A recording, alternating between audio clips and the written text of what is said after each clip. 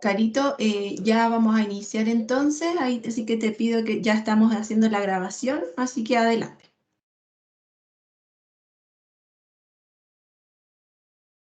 Estaba muteada. Buenas tardes, les damos la bienvenida a todos los participantes de este evento. Hoy seguimos con el ciclo de charlas que hemos partido desde marzo en la carrera de técnico en odontología. Hoy tenemos un nuevo tema que es endodoncia y el rol del técnico en odontología. Para la presentación nos acompaña la doctora Gabriela Bastías, pero antes de iniciar vamos a presentar a los directores de las carreras de técnico en odontología de Valparaíso, el doctor Cristian Guiriqueo, y de la sede de Puente Alto, la señora Catherine Neira, que nos van a hacer una bienvenida, les van a dar la bienvenida a este evento. Cristian. Muchas gracias, Carolina. Reitero la bienvenida que ha hecho la profesora. Ya estamos avanzando un poco en el año y agradecemos a la colega Gabriela Bastías que ha dedicado parte de su tiempo para poder compartir con nosotros su experiencia, sus conocimientos y actualizar a nuestro equipo en el manejo o en el ámbito endodóntico y sobre todo en el rol que cumple el técnico nivel superior en odontología en este trabajo en conjunto que lleva a cabo con el especialista. Para nosotros sigue siendo una actividad bastante agradable poder compartir con Puente Alto y sobre todo incorporar a ex miembros del equipo a nuestro círculo de expositores. Así que reitero el agradecimiento y les deseo que esta sea una muy buena exposición. Muchas gracias, profesor. Gracias, Cristian. Catherine, tus palabras, por favor. Sí, por acá, muy buenas tardes, noches ya, yo creo, hasta ahora, para todos los que están acá. Como decía Cristian, nosotros ya en marzo partimos este ciclo de charlas, estamos todos muy contentos de la participación, el apoyo que tenemos de los coordinadores, ¿cierto? De Caroline y de Leopoldo, que también está por ahí, que ya lo van a conocer, que son parte esencial de nuestro equipo. Y también agradecer a la profe Gabriela Bastías, o ex profesora. Ella fue profesora de nuestra sede hace unos años atrás, así que encantados de tener su presencia y de que nos venga a enseñar un poco más de esta temática que creo que es bastante importante y de harto contenido y harto conocimiento y cosas nuevas que han ido pasando. Así que en eso, agradecer la participación. Quedan invitados los participantes que están acá a futuras charlas. Nosotros, como mencionó Cristian, nos unimos como sede ya desde el comienzo de marzo preparando este tipo de actividades. Estas actividades no se acaban aquí, vamos a hacer un pequeño break, ¿cierto? Ahí en julio, pero ya luego para el segundo semestre volvemos con todo. Así que nada, pues darles las gracias a todos, gracias al equipo y también gracias a Gabriela que nos presenta hoy día. Gracias, Katy. Yo no estoy sola acá en estas actividades, siempre me apoya Leopoldo Savera, que es colega de la sede de Valparaíso. Ya, entre los dos aquí hacemos las actividades. Y antes de presentar a Gabriela, Polito, algo que sí, saludar a la audiencia. Hola, buenas noches a todos y a todas. Estamos muy contentos con este ciclo que hemos iniciado en marzo y ya con hartas charlas una vez al mes.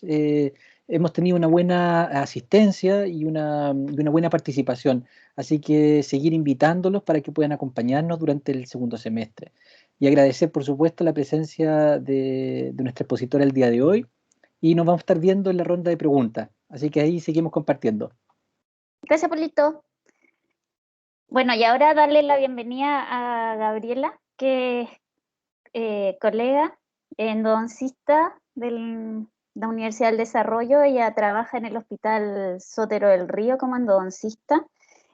También hizo un diplomado en resolución quirúrgica de problemas endodónticos en la Universidad del Paraíso y como comentaban previamente, ella también tiene experiencia, fue docente de la sede de Puente Alto. Así que también sabe el manejo y sabe lo que realmente el técnico tiene que cumplir dentro del equipo de endodoncia que nos va a guiar ahora. Así que Gaby, muchas gracias nuevamente y dejo a los chicos contigo y aquí estamos para acompañarte. Muchas gracias, David. Gracias. Hola, buenas noches. Bueno, como bien decía la doctora Caroline, mi nombre es Gabriela Bastías y con gusto les voy a presentar hoy este tema. La verdad es que cuesta bastante resumir porque la endodoncia, a pesar de que es una especialidad que ha ido cambiando, pero un poco más lento quizás que las demás, pero hay harta información que comentar, entonces me costó un poco enfocar o resumir lo que más pueda, así que espero que dentro de todo pueda motivarlos y enseñarles lo que yo sé y lo que más, a lo que más se van a ver enfrentados durante su etapa laboral, ¿ya? Así que ahora les voy a compartir lo que les preparé. Entonces, bueno, como nombre de esta charla, se tildaba como el rol del técnico superior en odontología, ¿no es cierto?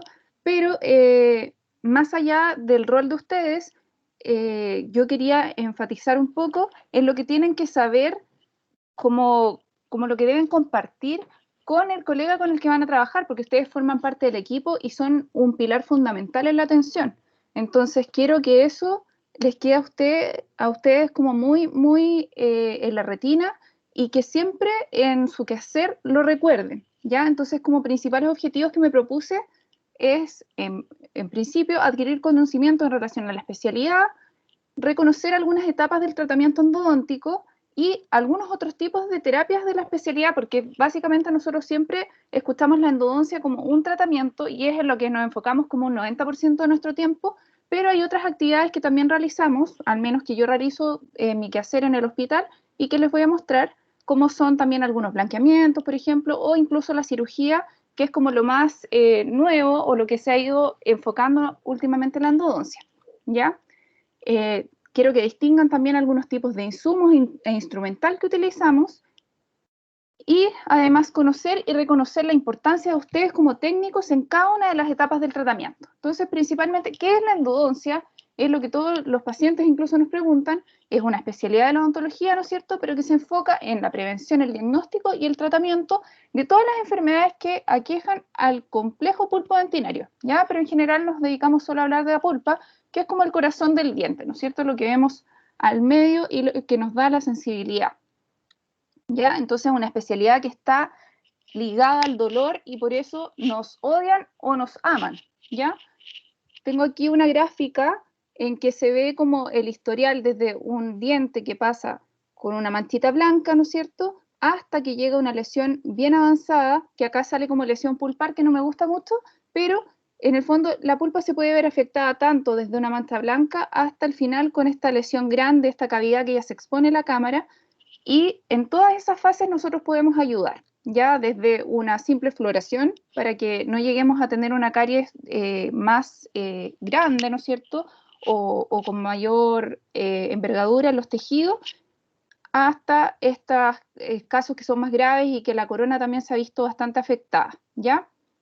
Entonces partimos de un diente sanito, como vemos ahí, y llegamos a este diente que está completamente lesionado, que ya tiene una comunicación esta lesión con el tejido pulpar, ¿no es cierto?, con esta cámara en donde se ubica, que tenemos nuestra cámara pulpar y además los conductos radiculares, y hacia abajo, hacia los ápices, que son las puntitas de la raíz, vemos estas lesiones que pueden ser granulomas o quistes, que ya esas se desarrollan en una infección crónica, ¿no es cierto?, de larga data, y que genera mucho dolor a veces, o pasa silenciosa y la encontramos de la nada, ¿ya?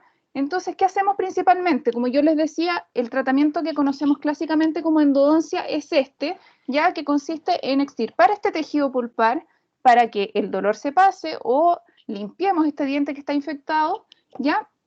Y este tejido pulpar, como bien les decía, se puede ver afectado en mayor proporción por caries, ¿no es cierto? Pero también hay casos en que tenemos hipersensibilidad, por ejemplo, después de un tratamiento de endodoncia, que puede ser hipersensibilidad al frío o al calor, y que no se soluciona con terapias, por ejemplo, como de desensibilización, utilizando pastas que ustedes conocen como Sensodyne o cualquier otra, y esas pueden ayudar a bajar esta sensibilidad, y cuando esto no se resuelve y el paciente sigue consultando por este problema, podemos tratar extirpando el nervio, ¿ya? Y esto todo se hace para evitar que este diente se extraiga, porque antes esa era la solución, el diente se sacaba, ¿ya? De otras maneras que se ha visto afectado este nervio puede ser por traumatismos dentoalveolares, ¿no es cierto?, que son los clásicos golpes de los niños, sobre todo que yo atiendo mucho en el hospital, porque se caen en el colegio o en la casa, porque estaban jugando en la baranda, etcétera. Y también a veces este tratamiento se realiza porque han tenido tratamientos restauradores que son muy extensos y que han dañado el nervio por eso, o para evitar dañarlo por este tratamiento, ¿ya? Entonces, en un simple chileno, ¿no es cierto?, tenemos que entrar a picar, ¿ya? ¿Cómo le dicen al tratamiento endodóntico? Nosotros lo conocemos clásicamente como endodoncia, ¿no es cierto?, como el tratamiento de conducto, o incluso los pacientes llegan y dicen, me voy a sacar el nervio, vengo por mi salvoconducto, incluso me han dicho. Así que para que ustedes sepan que ese es como el lenguaje clásico y que recuerden que se refieren a esto, ¿ya? Acá en la imagen vemos además que el tratante está con un microscopio, que es una de las tecnologías que se han ido incorporando últimamente a la terapia, ¿ya? Y como ven bien, detrás también hay una técnico que en este caso tiene muy mal puesta su mascarilla y le faltan algunas barreras, sobre todo ahora que estamos en pandemia, pero está con el instrumental que va a utilizar en la siguiente etapa este tratante. Y eso es a lo que ustedes deben aspirar, a estar adelantándose un poco a lo que viene. Entonces, por eso es muy importante conocer las distintas fases, ¿ya? La endodoncia tiene distintas etapas, entonces en principio tiene una etapa diagnóstica, como en todas las áreas, ¿no es cierto? Y utilizamos imágenes como la radiografía, que es lo mínimo que podemos tener para diagnosticar, y ahora también se ha ido incorporando el Combin, que son estos escáneres, ¿no es cierto?, que nos permiten ver en 3 dimensiones nuestra cavidad pulpar, porque a nosotros más nos interesa nuestra cámara y nuestros conductos, para lograr abarcarlos, limpiarlos y desinfectarlos, y que el paciente no vuelva porque esta infección no se le pasa, ¿ya? Luego hacemos una trepanación, que es el acceso, ¿no es cierto?, que es la comunicación desde la cavidad bucal o desde la corona del diente hacia nuestros conductos.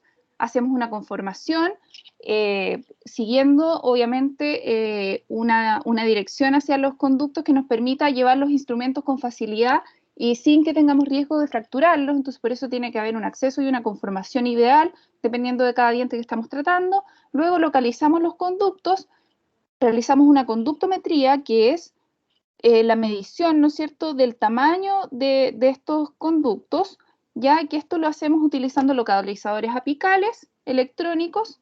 Luego empezamos a hacer una preparación biomecánica o químico-mecánica, en la que ocupamos algunos insumos que vamos a ver más adelante.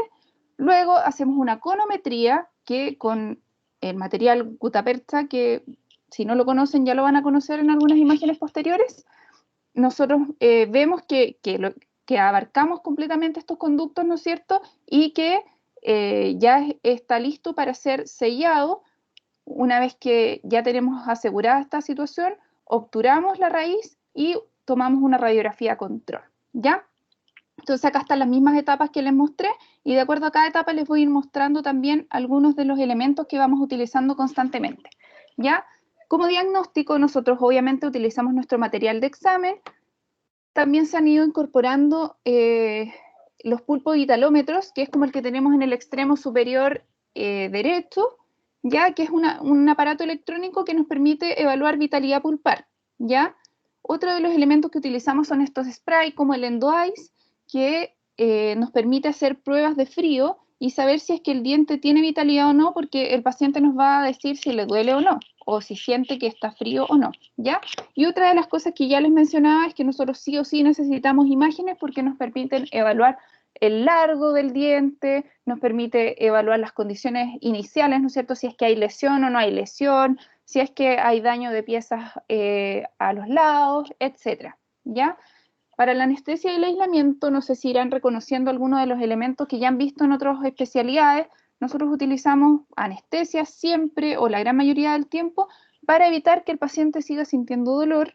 Ya utilizamos nuestras jeringas Carpune, todo lo mismo y lo clásico que utilizamos en las otras especialidades también de la odontología. Yo en particular ocupo mucho la anestesia tópica, porque siento que aunque no haga tanto efecto, igual sirve como placebo, y el paciente siente que uno se preocupa como más de él, de que todo esté bien en esta situación, ¿no es cierto? y que él no va a sentir dolor finalmente o que se le va a pasar este dolor por el que llegó muy pronto. ¿Ya? Y abajo vemos nuestro arquito para poder incorporar nuestra goma dique, que es esta verde que vemos ahí, nuestro clamp, y ahí vemos nuestro portaclamps, que son los materiales que nosotros sí o sí vamos a utilizar porque una endodoncia sí o sí tiene que ser con aislamiento absoluto, ¿ya? Y no puede ser de otra forma, puesto que nosotros tenemos que eliminar la infección o evitar que este diente que estamos tratando se infecte, ¿ya? ¿Qué es lo que vemos nosotros? Esta es una imagen que se puede obtener por el microscopio, como ya les decía. Acá tenemos un diente que está aislado en forma absoluta y ahí podemos ver, ¿no es cierto?, nuestro elemento que es la goma dique, que ya les decía, y un clamps. Aquí está, lo podemos ver por un espejo, ¿no es cierto?, por el reflejo del espejo, y observamos un conducto ahí en el fondo que nosotros, en forma muy, muy chilena, decimos que vemos un hoyo negro. Más que nada nosotros vemos con los dedos, porque tenemos que ir teniendo mucho tacto para llegar a limpiar las paredes de este conducto o de los conductos que tiene cada diente que estamos tratando. Entonces tenemos que tener bastante tacto y tener mucho cuidado porque podríamos dañar tejidos como el periodonto de los dientes. ¿Ya? Espero que vaya quedando todo claro, soy un poco acelerada, si gustan me frenan si voy muy rápido, ¿ya? Luego de hacer entonces nuestra anestesia, nuestro aislamiento, tenemos que trepanar, que como ya les decía, es este acceso desde la corona hacia los conductos, y para ello nosotros utilizamos fresas, ¿no es cierto?, que tienen que estar estériles y en buen estado. Utilizamos también cucharetas de caries, sonda recta, extractores pulpares como el que vieron rebotar ahora recién, y que además tiene este simbolito con el que lo pueden diferenciar, ¿no es cierto?, que es un símbolo como de estrella de 8 puntas, ¿ya? Lo más importante en endodoncia, que ya se los voy a decir un poquito más adelante, es que existen mucha estandarización del instrumental y tienen formas para distinguir el tipo de instrumento al que nos estamos enfrentando y también código de colores, ¿ya? Además, numeración que nos permite saber el calibre o el grosor de los instrumentos que estamos utilizando.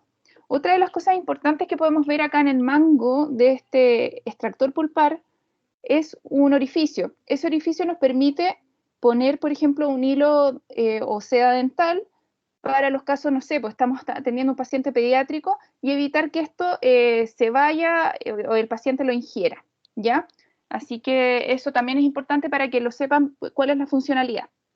Ya nosotros utilizamos unas agujas especiales, como ven acá en el extremo superior, al lado de este extractor, ¿no es cierto? Tenemos estas agujitas que son de distintos grosores, de 25, de 27 gauge o 30, que nos permiten llegar y progresar hacia el conducto, ¿no es cierto?, hacia el ápice, sin tener el riesgo de que se quede enganchado, y además que nos permita irrigar en forma pasiva y limpiar y eliminar, ¿no es cierto?, los microorganismos y el tejido orgánico e inorgánico que estamos limpiando en este conducto, ¿ya? Para todas las etapas en la endodoncia me interesa que les quede muy claro que además de los instrumentos que utilizamos, para nosotros es fundamental la irrigación, ¿ya? Porque sin la irrigación, la endodoncia no tiene mucho sentido, porque solamente la extracción mecánica de este tejido que está afectado no es suficiente para lograr un tratamiento que funcione 100%. Nosotros requerimos también estos irrigantes porque ellos nos permiten eliminar los microorganismos en los lugares en que no logramos abarcar con nuestros materiales, ¿ya? Las fresas que vemos acá son las clásicas que ocupamos. La primera que salió, perdón, la primera que vimos aquí, esa es una endoseta que tiene punta inactiva. Eso nos permite no perforar el piso de la cámara pulpar y se parece mucho a las fresas que son para eliminar tapaduras metálicas, ¿ya? Entonces es muy importante que ustedes sepan diferenciar los tamaños y las formas. Esta es troncocónica, es más alargada que la fresa que le estaba mencionando, así que igual es importante, y las puse más en grande porque las fresas son pequeñas, pero para que vean las partes activas y recuerden para lo que sirven. Esta es una fresa que es bastante más agresiva, que se llama Endo-Access, y tiene también una forma troncocónica, pero la punta es redondeada, ¿ya? Y esa punta sí es diamantada, por lo tanto corta. Es una fresa más agresiva y podría eventualmente dañar el piso pulpar para alguien más inexperto. Ya, como les dije, acá vemos el orificio de entrada de un conducto, ya para que ustedes sepan cómo es y que no se lo imaginen. Pero así se ve cuando nosotros estamos trabajando, pero piensen cómo son sus dientes en la boca y eso está muy aumentado en tamaño. Ya, como ya les decía, luego de hacer esta trepanación y eliminación del tejido pulpar, que en general lo hacemos con esos extractores que les mostré, empezamos la preparación biomecánica o preparación químico-mecánica. Ya esto lo hacemos con nuestras limas y además siempre en endodoncia, como ya les decía, utilizamos irrigantes. Ya nuestro conducto siempre tiene que estar muy bien lubricado para permitir el paso de los instrumentos con facilidad. ¿Ya? ¿Y qué es lo que utilizamos? Acá en la izquierda superior vemos un irrigante que se llama EPTA, que es un quelante, nos permite eliminar el tejido inorgánico, porque nosotros además de arrastrar bacterias y arrastrar este tejido pulpar, ¿no es cierto?, arrastramos también parte de la dentina, que está conformada por material orgánico e inorgánico, que son, como bien decirlo, como piedritas, ¿no es cierto?, como si fuera cálculos, y todo eso nosotros lo tenemos que eliminar con estos agentes que nos facilitan esa operación, ¿no es cierto? También podemos utilizar clorexina, que es un desinfectante, o sea, que es un antiséptico que es muy importante. Nosotros lo ocupamos al 2% en endodoncia y, sobre todo en casos de alérgicos al hipoclorito, podemos utilizarlo sin ningún problema, ¿ya? Antiguamente se ocupaba también el peróxido de hidrógeno, que es el agua oxigenada. Ahora está más en desuso, pero era un irrigante ideal también porque ayudaba a blanquear los dientes, ¿ya? Y porque hay un polvito, si le estoy hablando de líquidos, es porque el hidróxido de calcio, que es un material que también es ampliamente utilizado en nuestra área, lo podemos mezclar con agua o suero fisiológico y eso le llamamos nosotros lechada de cal y nos permite también irrigar e incluso cohibir hemorragias cuando el tejido pulpar sangra, cuando esta pulpa estaba muy inflamada, ¿ya? Pero nuestro santo de devoción, como van a ver acá, es el hipoclorito de sodio, ¿ya? Este es nuestro irrigante por así que es el que más van a utilizar y ustedes mismos pueden incluso titular, porque el cloro que nosotros compramos, cloro de uso doméstico, se puede diluir y podemos llegar a las concentraciones en que utilizamos el hipoclorito en la consulta. Así que por eso siempre una endodoncia puede oler a cloro, que es lo que nos preguntan los pacientes, o ustedes mismos se preguntarán, sí, es cloro, pero en una dilución un poco menor, ya que es del 2,5 o incluso al 5,25%, ¿ya? Dentro de esta preparación biomecánica que yo les comentaba, utilizamos además de esta irrigación que es fundamental, nuestras limas, ¿ya? Y en lo clásico existen limas que son manuales y otras que son mecanizadas, que es como la que vemos en la imagen de la derecha, y a estos le llamamos sistemas, ¿ya? Existen muchísimos sistemas, cada año o cada semestre van apareciendo sistemas de limas mecanizadas y cada especialista como que se casa con alguna marca dependiendo del gusto o del tacto, lo que le genera más seguridad o lo que tenga ya más experiencia también tratando. Entonces existen sistemas como Wave One, como Reciproc, y para estos necesitamos utilizar un motor que tenga una rotación y un torque adecuado para utilizarlas. Entonces también nosotros nos tenemos que capacitar para poder utilizar distintos sistemas y para conocer uno nuevo tenemos que llevar nuestros dientes extraídos y prepararlos en esos lugares para poder conocer la secuencia de estas limas y todo, ¿ya? Ahí en moradito podemos ver el tope que nosotros así podemos definir la medida de este conducto sin dificultad y sin perder nuestro punto de referencia, ¿ya? Porque nosotros vamos ingresando esta lima al conducto y como yo les digo, nosotros vemos con los dedos, entonces lo único que nos permite no perder esta medida es este tope y ahí vemos también la lima como está dentro del conducto. Ya lo otro que vemos es el motor de endodoncia que es especial, ya no es el mismo motor que utilizamos para hacer operatoria. Ya, otra cosa que les mencioné es que en endodoncia nosotros tenemos un código de colores, tenemos figuritas, como vemos acá a la izquierda, que nos dan mucha información. Ya acá vemos limas, como les pongo, que son de la endodoncia convencional, que son instrumentos de acero inoxidable, que se utilizaban desde los principios de la endodoncia, ¿ya? Y en el mango siempre vamos a ver mucha información. información, como ahí vemos que dice 25 milímetros, eso es el tamaño del largo del vástago de esta lima. Ya, como saben, tenemos dientes de distintos tamaños y por lo tanto los instrumentos se tienen que adecuar al largo del conducto de cada diente, por lo tanto podemos ir desde los 21 milímetros de vástago hasta los 31 milímetros para los caninos, por ejemplo, que son los dientes que tienen las raíces más largas, ¿ya? Entonces, nosotros estandarizamos estas limas de acuerdo al grosor, ¿no es cierto?, o calibre. Tenemos un código de colores que, como vemos acá, tiene una secuencia que siempre se repite y también tenemos distintos tamaños.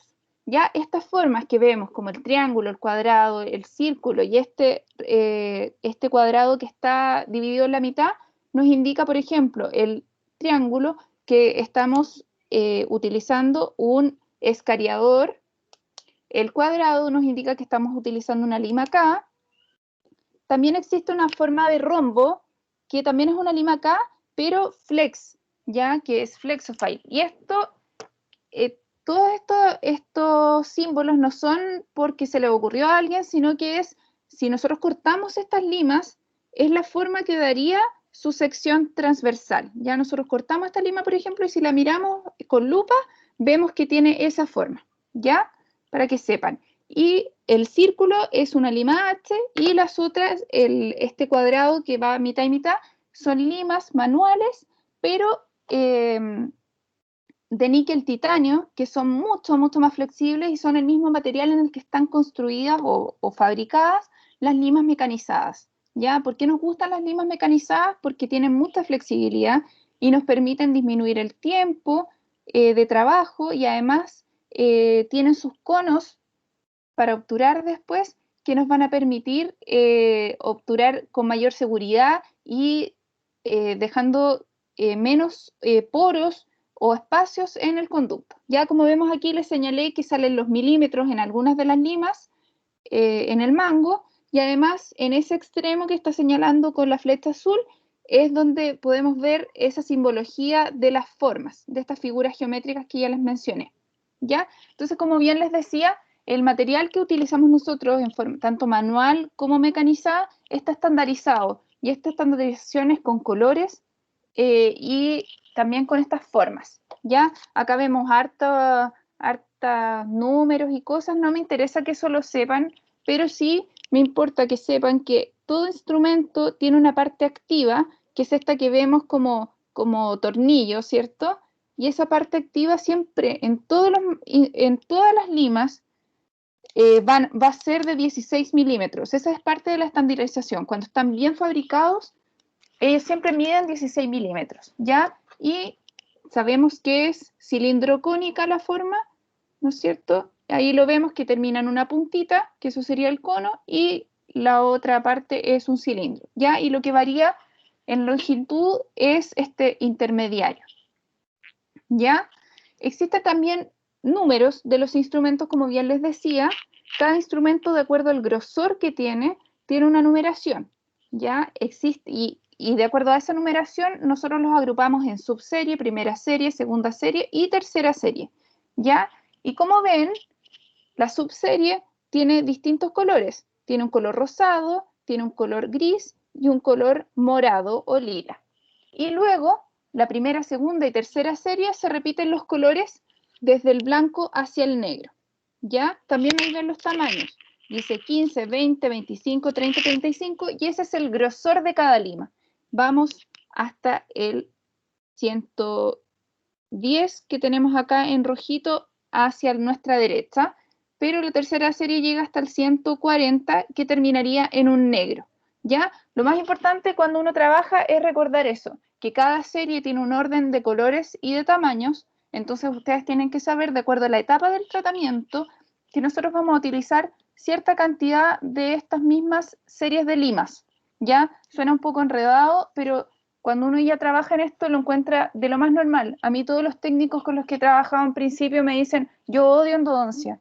¿Pero por qué lo odian? Porque esta parte suena como tan teórica y tan rara al principio, pero cuando uno ya la maneja, sabe perfectamente lo que va. Por ejemplo, las limas de subserie nosotros las utilizamos al inicio del tratamiento porque el grosor del conducto va a ser bastante más estrecho. Entonces necesitamos limas finas. Y luego vamos utilizando de primera serie, que son ya más gruesas, y luego de segunda serie o tercera serie incluso, para los dientes, por ejemplo, que tienen una raíz o un ápice abierto, que ellas son de paredes más gruesas y nos van a permitir el ingreso de estas limas que también lo son. ¿Ya? En relación al diámetro del instrumento, el diámetro, que es el grosor que les decía, se llama conicidad o taper, ¿ya? Y desde el inicio o de la punta de esta lima hacia el mango va aumentando 0,2 milímetros por cada milímetro. ¿Y por qué les digo esto? Porque eso es parte de la estandarización, ¿ya? Todas las limas van a terminar más gruesas hacia la corona del diente, para que me entiendan bien, y van a ser más delgadas hacia la punta de la raíz del diente. Y eso es en todos los instrumentos en endodoncia. ¿Ya? ¿Y cuál es el diámetro? Es obviamente esa sección que ven ahí en rojito de la lima. ¿Ya? Como les decía, los colores también indican el número del instrumental el número del instrumental en cada serie. ¿Ya? Como ya les decía, los de subserie tienen colores especiales y luego todas las otras series repiten desde el blanco hacia el negro, pero cambiando el grosor. Y el grosor siempre va a estar indicado en el mango de la lima, ¿ya? Entonces me va a decir que es 15, que es 20, que es 25. Cabe señalar que esta estandarización se cumple a cabalidad en los instrumentos que son de endodoncia manual.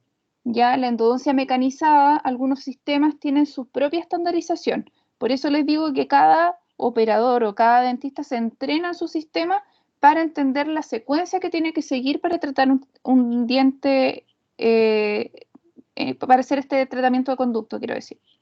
¿Ya?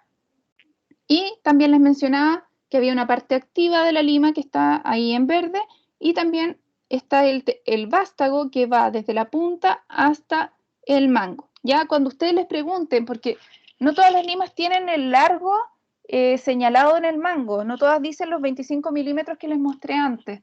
Entonces, cuando ustedes quieran saber cuánto mide esta lima realmente, o si se les cortó 1 milímetro, si perdieron parte del instrumento en el tratamiento, que suele suceder también, ustedes con una regla de endodoncia pueden medir desde la punta hasta el inicio del mango, que es lo que corresponde al vástago, y eso puede ser de 21 milímetros, como les decía, de 25 o de 31, y ahí se dan cuenta si es que les falta o la lima está en perfectas condiciones. Esto es importante para cuando tienen que enviar a esterilización, porque no pueden enviar material que esté dañado. Ya también se ve entre estas rueditas que tiene, ¿no es cierto? Este como tornillito que le digo yo a las limas, para que me entiendan. Esas también se van estirando y se van dañando. Entonces lo importante es que ustedes con una lupa también puedan verificar antes de limpiarlo o de esterilizarlo. ¿Ya? Eso es algo muy importante en lo que ustedes nos colaboran. ¿Ya? Luego de que nosotros hacemos esta preparación de los conductos, los tenemos que medicar y lo que utilizamos también, utilizamos estas soluciones quelantes, las podemos dejar con un algodón estéril, ¿no es cierto?, en la cámara cuando existen calcificaciones, o nuestro santo de devoción en cuanto a los medicamentos, tenemos el hidróxido de calcio que lo mezclamos con distintas soluciones, podemos utilizar suero, como ya les decía, podemos utilizar óleos como el propilenglicol, o también incluso la clorexidina nos permite generar un efecto antiséptico entre sesiones, ¿ya? Cuando nosotros decidimos que nuestros conductos quedaron listos, están bien limpios, desinfectados, no hay dolor en el paciente, decidimos que lo vamos a obturar, ¿ya? Y como vemos acá, en la imagen inferior tenemos distintos tipos de conos. Ahí, como ven, también hay código de colores que nos indica el tamaño y que se tiene que asemejar, ¿no es cierto?, al último instrumento que nosotros utilizamos para limpiar este diente. ¿Ya? Vemos en la parte superior, en el medio, vemos estos vástagos que tienen tienen gutapercha, que esta es termoplastificada. Existen dentro de las nuevas terapias, ¿no es cierto?, que para asegurar que nosotros sellemos tridimensionalmente estos conductos, como vemos a la izquierda, la endodoncia ha ido como en ese camino, ¿ya me entienden? Que queremos sellar esto y que no tengamos problemas para que no persista la infección. Entonces existen estas gutaperchas termoplastificadas, que significa que con calor, con un hornito, nosotros calentamos este material y lo ingresamos al conducto y sella así perfecto como vemos a la izquierda, ¿ya? Y así limitamos también la posibilidad de que requiramos un retratamiento, ¿ya? Hay otro tipo de sistema que es como el que tenemos a la derecha superior, que es el sistema tipo Calamus, que fue el que yo conocí al menos cuando hice la especialidad, que también es una inyección de gutapercha, ¿ya? Son distintas formas que tenemos para poder sellar estos conductos, que lo hacemos por vía fría, que es con estos conos que les mostré primero, abajo, ¿cierto? Y la forma termoplastificada, que es con calor y ocupando algún otro tipo de elementos, como los hornos que ya le mencionaba, o este Calamus, para poder sellar, ¿ya? Acá, cuando tenemos dientes previamente tratados, ya que esto sería otro de nuestro quehacer muy corriente, por ejemplo, acá hay un diente que quedó expuesto y así se ve la gutapercha que es rosada, ya cuando tenemos estos dientes nosotros tenemos que ocupar disolventes, ya que son como el eucaliptol o el silol, que nos ayudan a eliminar este material que sellaba tridimensionalmente este conducto, para poder limpiar y eliminar de nuevo las bacterias que teníamos ahí o que tenemos alojadas ahí, ¿ya? Y luego de eso, que nosotros sellamos a ese nivel o que logramos hacer nuestro tratamiento y retratamiento, podemos derivar a un especialista que le devuelva, ¿no es cierto?, la forma de esta corona para que no se vuelva a contaminar, ¿ya? Otra de las terapias que hacemos, como ya les mencionaba, además de la endodoncia convencional, que ya les mostré un montón de elementos, hacemos estos retratamientos y también hacemos blanqueamientos, pero nosotros blanqueamientos de todos los dientes no, nosotros hacemos blanqueamientos dentales internos que se llaman, que los realizamos cuando existen estos cambios de coloración importantes, por ejemplo, cuando los pacientes sufren traumatismo, estos dientes ya cambiaron de color por la misma necrosis pulpar, ¿ok? Entonces, ¿qué agentes utilizamos? Acá tenemos algunos ejemplos: peróxido de carbamida, perborato de sodio, peróxido de hidrógeno.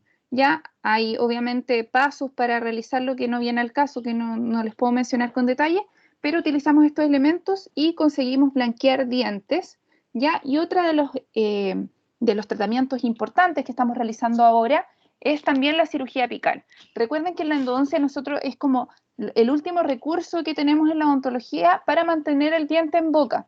Entonces hacemos distintas terapias que son como bien extremas para poder lograr que este diente realmente se mantenga en boca y no se indique una extracción o un implante, ¿ya? Pensemos que también la endodoncia se desarrolló en una época en que no existían los implantes, por lo tanto, tratábamos de mantener este diente sí o sí y hacíamos cosas bien heroicas, ¿ya? Y esta cirugía apical no es algo nuevo, pero sí se ha ido estandarizando más la técnica. Antes se hacía una cirugía apical en la que se utilizaban como materiales para sellar endodoncia, amalgama, ¿ya?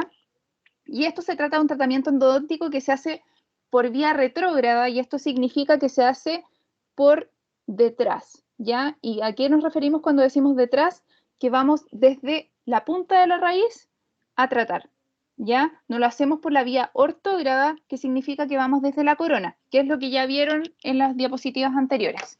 Entonces acá en el esquema vemos que se accede, ¿no es cierto?, por vía quirúrgica, se levanta un colgajo, como ven ahí, se expone el hueso y se expone también esta lesión y eliminamos el ápice que está infectado y lo tratamos desde atrás, ¿ya? Esta es una cirugía que se planificaba antes con radiografías, como ven ahí en el extremo superior, y eso limitaba la técnica. Ahora, como vemos aquí a nuestra izquierda o en el extremo inferior, vemos que utilizamos también el escáner. Esta es una imagen de un paciente mío, así que es una imagen real. Ahí tenemos un quiste apical asociado a una pieza que estuvo tratada, ¿ya? Y como vemos aquí, rompió una tabla de hueso. Si es que lo pueden ver y si es que logran identificar, ahí ven una mancha oscura al lado de una corona, y acá ven una perforación en la imagen de reconstrucción en 3D. Entonces nos permite saber a cuánta distancia está esta lesión, cuánto es lo que tenemos que levantar de colgajo, lo que nos hace una cirugía con mucha mejor predicción en cuanto al éxito o el fracaso, ¿ya? Las cirugías periapicales, entonces, como ya les decía, se indican cuando esta terapia no nos resultó o incluso se utiliza en forma complementaria cuando tenemos estas lesiones quísticas muy grandes que sabemos que no van a achicarse simplemente con hacer esta terapia endodóntica, ¿ya? Entonces, cuando tenemos persistencia de lesiones periapicales o seguimos con dolor luego del tratamiento e incluso retratamiento y seguimiento, indicamos esta cirugía, ¿ya? Entonces, hacemos un acceso quirúrgico, como yo ya les decía, se elimina la lesión periapical, que puede ser un quiste o un granuloma, se realiza la apicectomía, que significa que hacemos un corte de este segmento de la raíz y se retroprepara, o sea, se hace una preparación como lo mismo que vemos con las limas, ¿ya? Y lo hacemos con el ultrasonido y luego sellamos a lo que llamamos obturación retrógrada para que este diente quede bien hermético y que no lleguen de nuevo las bacterias ahí, ¿ya? ¿Qué es lo que utilizamos en esta cirugía? Como en cualquier cirugía, para levantar el colgajo vamos a utilizar bisturí, ¿no es cierto? Periostótomo para levantar nuestro colgajo y además retractores de tejido.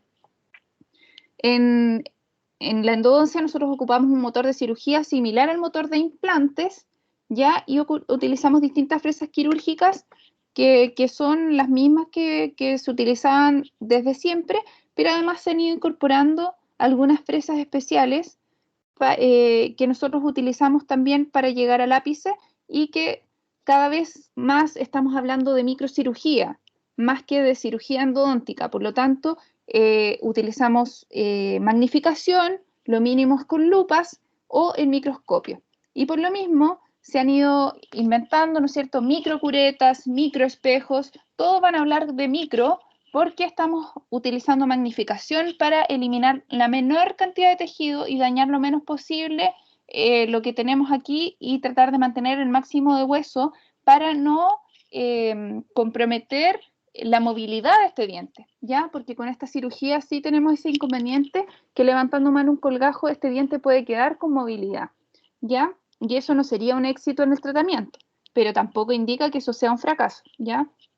Pero como vemos acá tenemos curetas de distintos tamaños que nos pueden servir para eliminar lesión, ¿no es cierto? Los microespejos que nos van a permitir ver el ápice, que es algo muy pequeño. Y tenemos nuestras fresas, como ya vemos, que tenemos algunas de corte de hueso, otras de corte de la raíz, y ya no se utilizan fresas para hacer retropreparación. Antes se utilizaban fresas y se ocupaba amalgama, entonces había que hacer una cavidad para que alojara esta amalgama. Ahora, para hacer esta preparación utilizamos el ultrasonido con nuestras puntas, que son de microcirugía endodóntica, son especialmente creados para eso, tienen curvaturas especiales, como ven ahí, que llegan justamente a nuestro ápice, ¿ya? Para sellar utilizamos cementos biocerámicos. En este momento lo que más utilizamos obviamente es el MTA o existen otros más en el mercado, pero este no es que yo me banderice por marcas, pero este es el que más hemos utilizado. Existe también el porta MTA, como vemos ahí, y esta curvatura que tiene este elemento nos permite llegar justamente al ápice que estamos tratando, ¿ya? Para poder suturar utilizamos lo mismo que en cualquier cirugía, y ahora les voy a mostrar un video justamente de un caso que está tratado con cirugía apical. Este es sacado de internet, este no es un caso propio, tenemos varios casos en el hospital, nosotros hemos ido operando, pero ahí vemos una lesión grande, como ya les mencionaba, tenemos un absceso clínicamente que está asociado a este lateral, ya vemos cómo se levanta el colgajo, se ve la lesión, que en este caso había perforado el hueso, se elimina la lesión quística, ahí se ve la gran oquedad que nos deja esta lesión y que claramente por eso no reparaba. Podemos ver el ápice y vemos que también este instrumento que estaban utilizando, esta pinza, traspasaba ese hueso. Utilizamos también el azul de metileno, que es para teñir todo el tejido, el biofilm, esta placa bacteriana que se va formando fuera de la raíz. Luego se corta, ¿no es cierto?, con seguridad para ver lo que hay que limpiar, lo que hay que eliminar. Y una vez que se corta este ápice, que se realiza con irrigación, como ven ahí, para que no se dañe el tejido óseo que tenemos alrededor, vemos lo que hay dentro del conducto. Ahí se ve la gutapercha que está rosada, ¿no es cierto? Se ve el cemento, se ve incluso esmalte, porque este era un diente que tiene un densing dente, por lo tanto era como dos dientes, un diente dentro de un diente. Entonces era bastante difícil tratar, porque no es fácil acceder a este conducto del diente que está dentro del diente, ¿ya? Ahí vemos cómo se explora y se elimina tanto la gutapercha como el tejido del esmalte que teníamos ahí, o parte de lo que quedó también sin tratar de nuestro conducto principal. Ya ahí ven el ultrasonido funcionando, también con irrigación, que nos permite sacar todos estos elementos y además limpiar alrededor, tanto dentro como fuera del conducto. Y ahí además podemos ver una especie de perno que tenía este diente. Ahí está limpio ya, ven que la tinción que se hizo inicialmente ya no existe.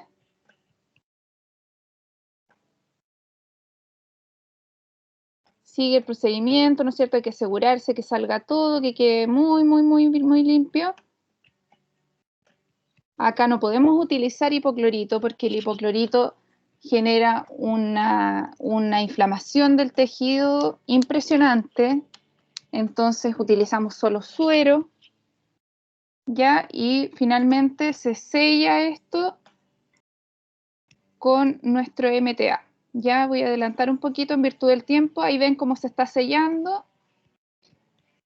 Se compacta este material y luego se pueden utilizar incluso injertos óseos y membranas para devolver todo este tejido que estaba utilizando, o sea, que estaba ocupando esta lesión, que en este caso era un quiste. Ahí se corrobora que se saque todo lo que estaba infectado, que está sellado. Una vez que fragua este material, se sella, ¿no es cierto? Se cierra el diente, esto del postoperatorio, y está la fotografía inicial, ¿no es cierto? Y vean un año más tarde de la cirugía cómo había reparado esa gran lesión, esa gran manchita oscura que teníamos y ya no hay absceso ahí. ¿Ven?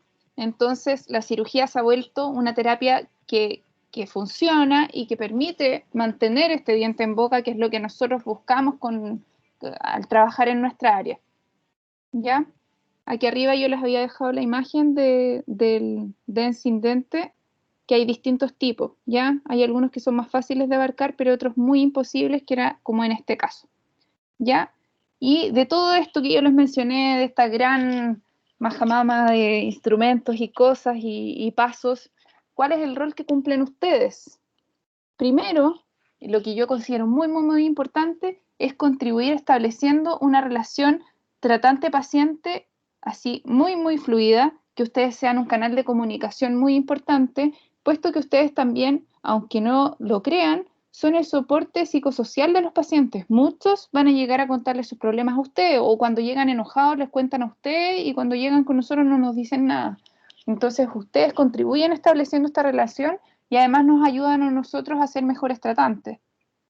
Y lo que no es menor y que no es menos importante en nuestra área es que tienen que conocer a cabalidad y organizar nuestros insumos y materiales de acuerdo a las etapas de tratamiento, ¿ya? O sea, si yo voy a hacer una cirugía, ustedes no me pueden poner las limas para hacer una endodoncia convencional, ¿ya? Como que tienen que saber perfectamente los pasos que van a seguir y tienen que conocer paso a paso por lo mismo, ¿ya? Para que nosotros podamos hacer una ejecución segura y además ahorrar tiempo, porque el que ustedes sepan el paso que sigue nos ahorra también tiempo clínico y eso el paciente lo agradece, porque a nadie le gusta estar con la boca abierta la hora que nos demoramos en hacer las cosas. Entonces, si podemos disminuir un poco los minutos, eso es lo mejor. Que sean lo más organizados posible es lo fundamental. Y en cuanto a la comunicación, yo les puse acá la página de la Sociedad de Endodoncia, porque a veces los pacientes llegan a hacerle este tipo de preguntas a ustedes y es importante que ustedes también sepan contestarlas. ¿Qué síntomas que pueden indicar que uno necesita esta endodoncia, si duele o no, si es que se usa anestesia, si es necesario el tratamiento? La Sociedad de Endodoncia tiene un apartado que es para pacientes y que contesta todas estas preguntas y que yo creo que vale la pena que le den una vuelta porque les va a servir también a ustedes para conocer algunas cosas más del área que les van a surgir preguntas a los que traten o a ustedes mismos, ¿ya? Y lo segundo, aparte de saber estas cosas elementales, es que sepan organizar de acuerdo a las áreas básicas de la consulta, tanto los insumos como los instrumentos, ¿ya? aquí hay un pequeño recordatorio de que hay distintas áreas, tenemos un área clínica, de soporte y administrativa, y estas se dividen en distintas, ¿no es cierto? Que hay una área de esterilización y también un área clínica que es directa o indirecta, y también dentro de esa área clínica tenemos una administrativa que es donde tenemos nuestras fichas y nuestras radiografías, ¿ya? ¿Cómo organizamos más o menos en endodoncia nuestro material? Acá tenemos el bracket, que es y ahí se ven algunos elementos que tenemos que tener dispuestos en el bracket, que el área estéril tienen que estar los paquetes estériles y se organizan de acuerdo también a la etapa del tratamiento. Si vemos en el extremo superior, ahí está todo lo que es de aislamiento. En la parte 2 tenemos distintas gasas, motitas estériles que nos van a permitir secar, porque si estamos extrayendo pulpa, qué sé yo, va a sangrar, entonces necesitamos tener esos elementos cerca. En el 4 tenemos nuestros instrumentos como las limas, todo lo que vamos a utilizar para debridar, nuestra regla, ¿cierto? Y en el 3, todo lo que tenemos para irrigar, jeringas, vasos DAPEN. Y en el área de transición, que es un área que no es estéril dentro de nuestra área de trabajo, pero que ahí tenemos nuestras máquinas, ¿no es cierto? Que podemos tener nuestro motor de endodoncia, nuestro localizador, los conos de gutapercha que no se pueden esterilizar y eso ustedes lo tienen que saber, y nuestros irrigantes, ¿ok? Ustedes colaboran en acciones de promoción, prevención y recuperación. Ustedes están en todo el tratamiento, como ven, y tanto en una endodoncia más moderna, sea utilizando microscopio o no, y siempre aplicando las normas y el protocolo de prevención de infecciones asociadas a la atención. ¿Ya? Ustedes apoyan nuestras técnicas complementarias de diagnóstico también, porque muchos de ustedes pueden saber tomar radiografías y nos pueden permitir avanzar en esas etapas del tratamiento y apoyarnos en el diagnóstico. ¿Ok? Lo más fundamental que nos aportan ustedes es el trabajo a 4 manos. Si ustedes ven acá, acá tenemos un colega que está trabajando con microscopio, incluso tiene a 2 técnicos, pero ellas saben perfectamente qué paso sigue, porque le van entregando todo lo que necesita. Van irrigando y aspirando, les van entregando los exploradores, porque cuando uno trabaja con microscopio no puede levantar la vista, está simplemente mirando el campo clínico que tiene en el microscopio. Por lo tanto, ustedes son fundamentales en este trabajo que ni siquiera es a 4 manos, sino que a 6 incluso, ¿ya? Y ahí vemos que se está tratando un diente y esa imagen la aporta el microscopio en vivo, que da una grabación y puede ser mucho más interesante para el paciente porque tiene un registro gráfico de todo lo que se hizo, ¿ya? Entonces, para que se motiven en aprender cuando les enseñen paso por paso, que es un poco tedioso y yo sé que les di harta información e incluso me faltó, pero quiero que sepan que por esto es que uno hace mucho hincapié en que se sepan los tamaños, las formas, los grosores, porque para llegar a esto se requiere tener ese conocimiento previo, ¿ya? Y ustedes son fundamentales para que nuestra terapia funcione y que además tengamos un tiempo clínico adecuado, ¿ya? Voy a adelantar esto para que no perdamos más tiempo. Además, ustedes nos pueden ayudar en el manejo de registro, ¿no es cierto? Porque las limas nosotros vamos viendo, hoy día trabajé a 20 milímetros en el conducto tanto, entonces ustedes también nos ayudan a documentar el caso mientras estamos tratando y también en el proceso de desinfección y esterilización de los materiales, porque en endodoncia es fundamental, como ya les dije, nosotros tratamos muchos dientes que están cursando una infección, por lo tanto, no nos sirve utilizar materiales que estén desinfectados, sino que nos sirven mucho los que están estériles e incluso aquellos que se pueden descartar porque últimamente estamos trabajando mucho con elementos de un solo uso, ¿ya? Y eso sería lo que le tengo que mostrar. Ahí estoy yo trabajando con microscopio en mi diplomado de resolución quirúrgica de problemas endodónticos, que me genera mucho orgullo porque es bastante satisfactorio poder darle una solución más a cabalidad al paciente y de hecho por eso lo hice, porque muchas veces se nos fracturan instrumentos o tenemos algunos problemas como el dolor persistente y que se pueden solucionar con la cirugía que viene a ser como el último paso y un pasito que es enriquecedor también aprender y poder regalárselo a los pacientes y que sí se está haciendo en el hospital también, sin microscopía, pero se realiza esta cirugía. Bueno, y también están las fotos de la sede UDOC, que es donde yo trabajé y que me genera mucha honra que me hayan invitado a esta charla. Espero haber cumplido con las expectativas. Y también puse fotitos de Valparaíso, que es donde yo justamente me especialicé en esta área de cirugía. Así que eso, pues eso es lo que les tenía preparado. Espero que les haya gustado y espero también contestar las dudas ahora.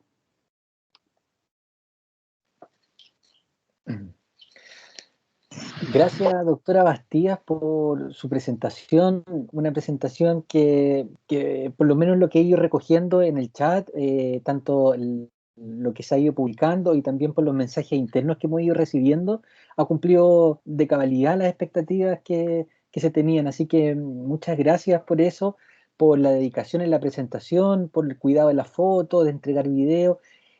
Y también por entregar esta visión lo más amplia posible de la especialidad, ya porque muchas veces nos quedamos con lo clásico de esta endodoncia manual, pero que también ha ido diversificando sus técnicas en cuanto a esta incorporación de instrumentación mecánica, la incorporación fabulosa del microscopio como alternativa también, y las alternativas quirúrgicas de resolución de algunos tratamientos.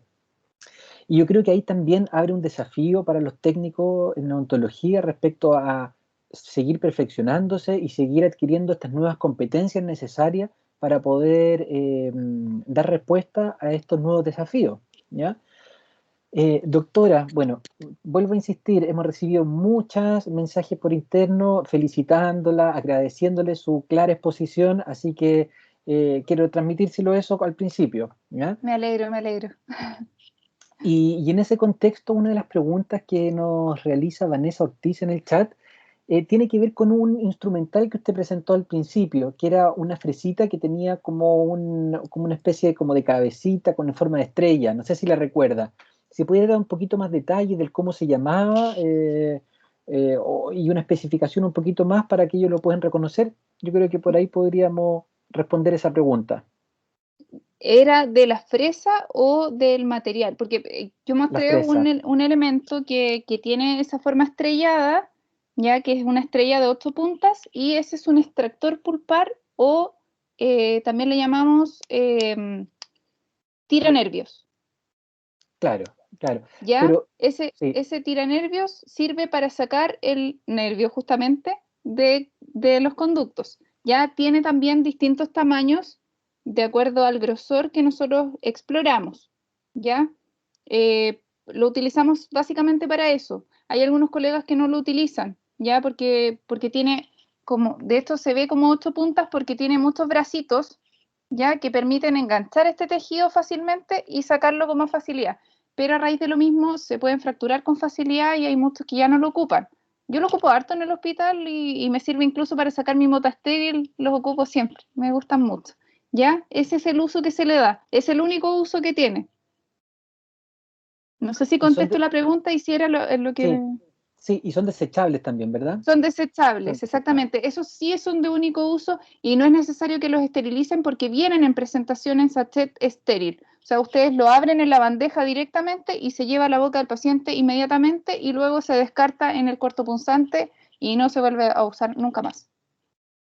Doctora Bastilla, a lo mejor acá hay una pregunta un poquito más conceptual y involucra como mirar en términos más generales la endodoncia como disciplina enfocada a cuándo es necesario hacer una endodoncia, ¿Ya?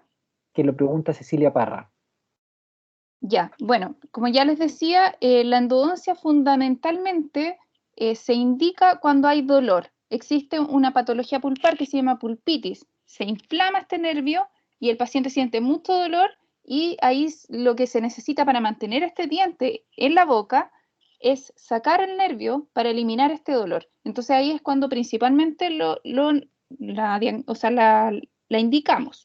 ¿Ya? Ese es, yo diría que en el grueso de los casos es porque vienen con dolor. 2, por infección. Tenemos una caries que avanzó hasta el lugar donde se aloja este nervio y generó esta infección que avanzó hasta incluso el hueso, ¿ya? El hueso donde está alojado este diente.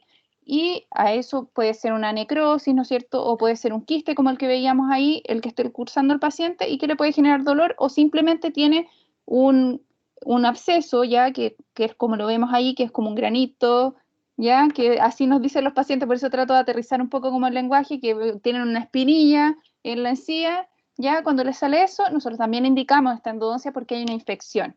Y ahí vemos clínicamente que esta infección puede estar aguda o crónica, ya puede estar liberando este pus o simplemente vemos este granito que el paciente dice de repente me sale materia, de repente no me sale materia y ahí también lo indicamos. Porque ¿qué es lo que hacemos? Nosotros eliminamos la pulpa para evitar que esta infección se agrave, porque ¿cuál es la complicación si nosotros no hacemos nada? La cara se hincha, ¿me entienden? Y esto, ¿por qué se hace la endodoncia? Es porque queremos mantener un diente que está afectado en la boca, porque el paciente no quiere sacarse el diente, ¿no? Por ejemplo, sobre todo si son dientes de adelante, no queremos eliminarlo, entonces esta es una terapia que se indica para poder mantenerlo y en buenas condiciones. Doctora Bastía, usted señaló dentro de esta respuesta un tema que creo que es fundamental y que también se repite por preguntas que hemos recibido vía interna, que tiene que ver con el dolor, ¿ya? Uh-huh. Y yo creo que ahí hay un trabajo también que desde la perspectiva del técnico en odontología juega un rol importante, porque muchas veces es el primer contacto que va a tener con el paciente. Entonces, desde su experiencia, ¿cuáles serían algunas indicaciones importantes, algunos consejos, algunos tips para poder enfrentar de manera asertiva y de manera atenta también al paciente esta primera recepción, este primer encuentro con un paciente que puede venir con un traumatismo dentro alveolar, que venga con dolor, con una afección importante, y cómo el técnico lo podría enfrentar desde su perspectiva? Bueno, al menos les voy a contar como desde mi experiencia en el hospital. Nosotros no vemos urgencias en el hospital, pero sin embargo el canal directo siempre es el técnico. Nuestro técnico es la que abre la puerta y pregunta qué pasa, quién viene, todo eso. Entonces, si el paciente viene con dolor o con una urgencia, ustedes en primer lugar tienen que saber si ya fue tratado, si no fue tratado. Entonces, ahí de partida, si ya fue tratado, decir que ese dolor obviamente puede no ser normal, que se le va a pasar, que existen terapias, por ejemplo, como un retratamiento, que pueden ayudarlo, ¿ya? También pacientes que llegan muy ansiosos, sobre todo cuando no se han hecho tratamiento, ¿ya? Y llegan con un diente con dolor, obviamente, porque como les digo, casi siempre los pacientes vienen con dolor, ya sea por infección o por inflamación, ya eso es lo más habitual. Y cuando tenemos esto, ellos, lo más importante, o lo que yo siempre les enfatizo, es que tienen que decirle que probablemente durante la terapia pueden sentir dolor, a pesar de que siempre digan que no. Uno puede anestesiar, por ejemplo, y un nervio que está muy inflamado puede no tomar la anestesia tan rápido, y eso puede doler. Entonces, que ustedes se lo comuniquen en forma previa al paciente y decirle que quizás la terapia igual van a sentir algo, o que quizás van a sentir al tacto, pero no va a doler, eso va a bajar los niveles de ansiedad y eso ayuda bastante.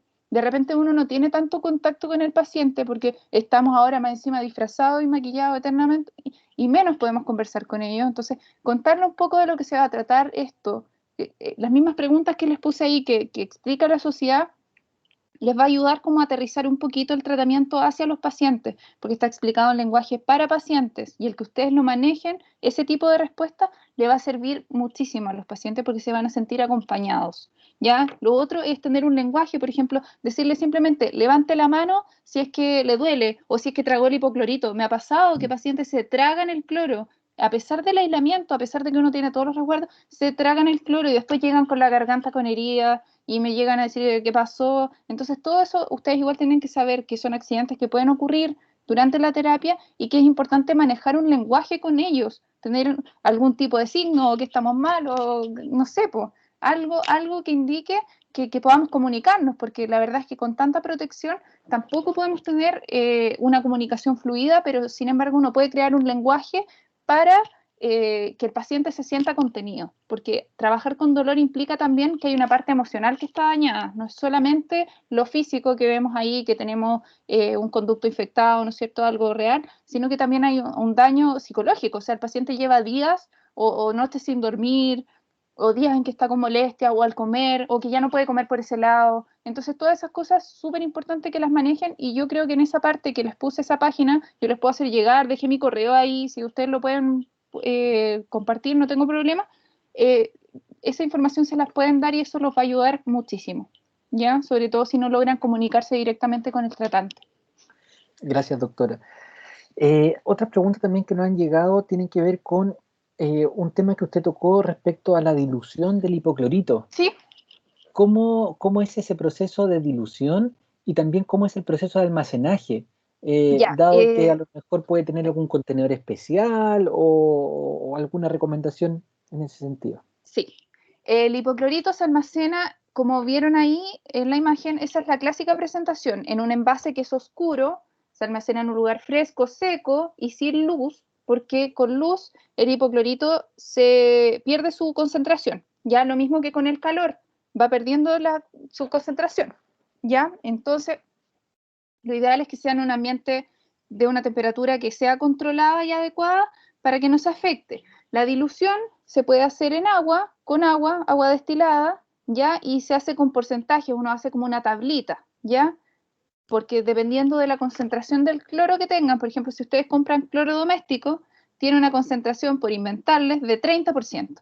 Entonces ahí tienen que hacer una simple regla de 3 que uno les puede enseñar para llegar a la concentración de 2,5 o 5,25%. ¿Ya? Ahí van a lograr saber cuánto volumen de agua por cloro pueden hacer. ¿Ya? Nos ha pasado a nosotros que en el hospital nos hemos quedado sin hipoclorito y agarramos un cloro doméstico y tenemos que hacer nosotros la dilución. Por eso se los mencioné, porque no se puede dejar de tratar. Nosotros no podemos dejar de ver a un paciente porque, no tenemos cloro. De hecho, hemos inventado hasta la goma dique con la palma de un guante de látex. Entonces, yo trabajo en un hospital que le faltan insumos porque es un hospital público, pero nosotros nos ponemos la camiseta y tratamos de salvar esos casos, y es importante que ustedes también tengan ese plus de que de repente pueden salvar la situación haciendo esta dilución. ¿Ya? No les voy a explicar específicamente cómo es, pero como les digo, es una simple operación matemática con porcentajes de volúmenes y lo van a lograr, porque sabiendo cuánto hipoclorito tienen que tener en su de concentración, lo pueden hacer sin problema.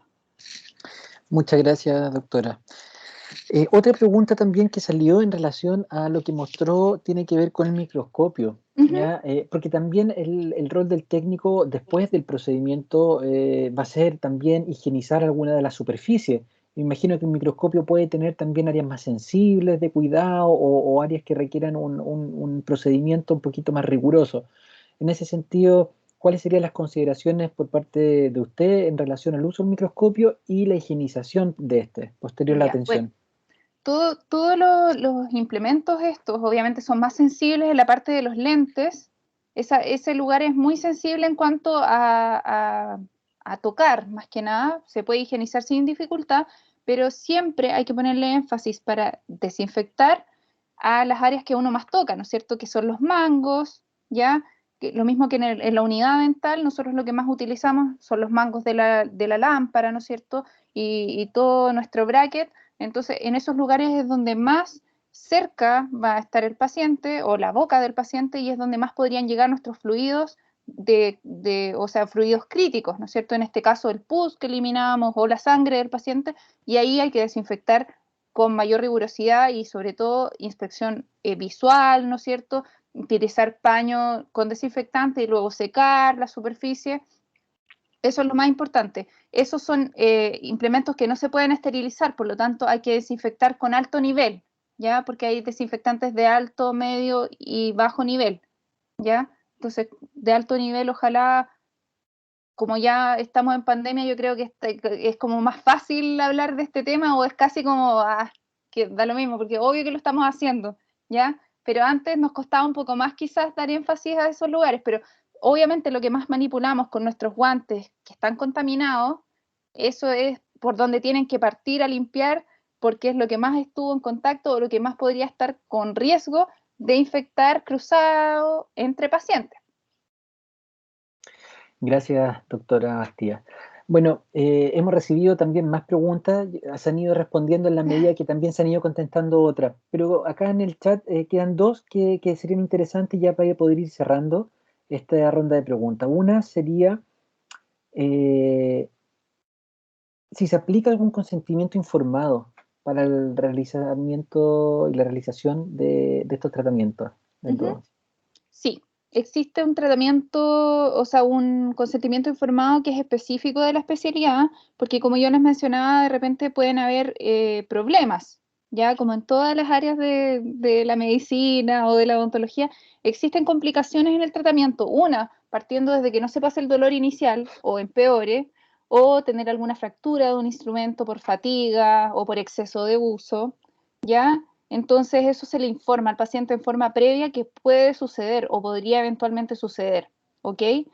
O que también, a pesar de que el tratamiento se hace, que requiere una cirugía posterior, entonces todo eso se le informa ya al paciente y se le puede dar en un consentimiento escrito, ¿no es cierto? En el hospital en general los consentimientos se dan más cuando uno hace una cirugía. a pesar de que la endodoncia se considera como una microcirugía, ya porque nosotros extirpamos un órgano del cuerpo que es la pulpa. Entonces, igual deberíamos en estricto rigor hacerlo. Se hace más en consultas particulares y ahí lo van a ver, porque yo, por ejemplo, trabajé en algún momento en algunas consultas privadas y sí, para empezar el tratamiento era obligación tener firmado el consentimiento, ¿ya? En el hospital, ¿qué hago? Yo le explico al paciente y dejo consignado en la ficha que se le explicó de cierta forma todo, complicaciones, beneficios, riesgos, etcétera, ¿ya? Que eso es lo importante que uno le tiene que decir. Lo bueno y lo malo que puede pasar, como en todo procedimiento. La última pregunta tiene que ver con un material. Si tiene un MTA favorito. No, yo ocupo, de hecho, ni siquiera ocupo el que mostré en la imagen. Yo busqué muchas imágenes en internet nomás para hacerlo como más sencillo, pero nosotros no ocupamos uno de otra marca, de Angelito, marca Angelito. Entonces, no, pues que ahí depende de los insumos que tenemos en el hospital, no depende de nosotros directamente. Nosotros obviamente tenemos un criterio especial, pero ocupamos lo que tengamos. Al final el tratamiento igual, más que del material, igual depende también del operador y del caso, ¿ya? Así que no nos casamos con una marca porque todo sirve, ¿ya? Perfecto. Somos buenos pobres nosotros, hospital público. Doctora, bueno, reiterar muchas felicitaciones, agradecimientos, muy buena la presentación. Cecilia Parra, Camila dice que seca, muchísimas gracias. Evelyn Moreno, también mil gracias. Entonces, nos sumamos también a estas felicitaciones que hemos recibido por el chat y también de manera interna, porque reflejan esta dedicación, estas ganas y esta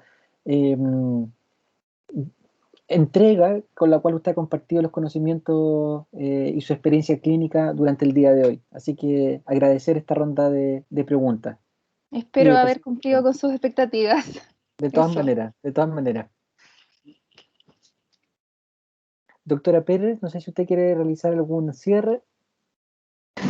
Bueno, igual agradecer a la Gaby, yo sé que ella le puso mucho corazón a esta presentación, como lo hacía también en las clases, siempre preocupada de que se lograran adquirir los conocimientos, ¿cierto? Y sobre todo lograr este trabajo en equipo que, como conversábamos con Gaby, es tan importante, sobre todo en todas las áreas que hacemos nosotros en endodoncia. El trabajo con el técnico, el odontólogo, en pro del paciente, es lo más importante lo que hacemos nosotros en odontología. O sea, y aquí se ve ahí cómo la colaboración es súper importante. Así que muchas gracias, Gaby. Yo sé que ahí te preocupaste harto, como siempre, y gracias, de verdad. Muchas gracias por participar con nosotros, acordarte de nosotros y estar aquí esta tarde-noche con los chicos. Así que te pasaste, eres un 7. También agradecer a Leopoldo, a la Anita, que es de la sede, ¿cierto?, que nos ayudó con marketing, a Katy, a Cristian